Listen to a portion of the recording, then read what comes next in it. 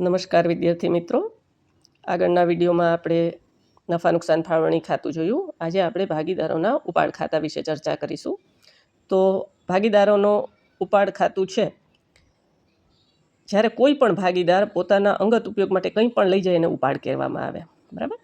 દાખલા તરીકે માલ લઈ જાય, રોકડ લઈ જાય, પોતાના ફેમિલીનું કંઈનું પ્રીમિયમ ચૂકવે, લાઈફ ઇન્સ્યોરન્સનું કે કોઈ પણ ભાગીદારનો અંગત ખર્ચ હોવો જોઈએ.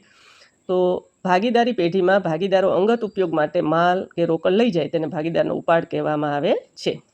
હવે આ ઉપાડ ક્યાં નોંધવામાં આવે? તો એક અલગ ખાતું રાખવામાં આવે અને આ ખાતાને ભાગીદારનું ઉપાડ ખાતું કહેવામાં આવે. બરાબર. આખા વર્ષ દરમિયાન ભાગીદાર જે કાંઈ ઉપાડ કરે એ આ ઉપાડ ખાતામાં ઉધાર સાઈડ નોંધવામાં આવે. બરાબર.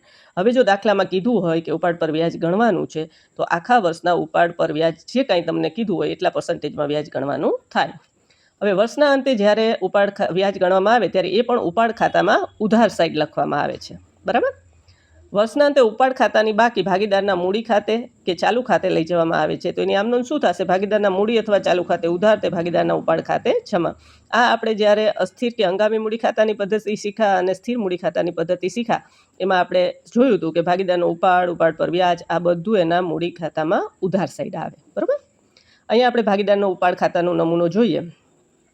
તો ઉધાર સાઈડ શું આવે? જો ભાગીદારે રોકડ ઉપાડ કર્યો હોય તો એ, ભાગીદારે કાંઈ ચેક દ્વારા ચૂકવું હોય કંઈ પણ અંગત ઉપયોગ માટે તો એ બેંક ખાતે, ભાગીદારે કાંઈ માલનો ઉપાડ કર્યો હોય તો એ, અને ઉપાડ પર આખા વર્ષના ઉપાડ પર જે વ્યાજ ગણવામાં આવ્યું હોય તે, આ બધું જ ઉપાડ ખાતામાં ઉધાર સાઈડ આવે.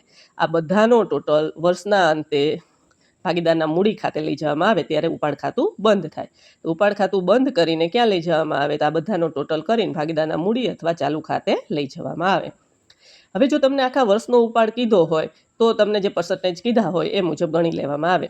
પણ માની લ્યો કે તમને દાખલામાં એવું કીધું છે કે ભાગીદાર દર મહિને અમુક રકમનો ઉપાડ કરે છે, તો તમારે વ્યાજ બધા જ મહિનાનું ગણવું પડે. તો કઈ રીતે ગણાય? હવે જો દાખલામાં તમને એમ કીધું છે કે ભાગીદાર દર માસની શરૂઆત એટલે 1 તારીખ, બરાબર, ભાગીદાર દર માસની શરૂઆતમાં ઉપાડ કરે છે તો n બરાબર 78/12 લેવાના.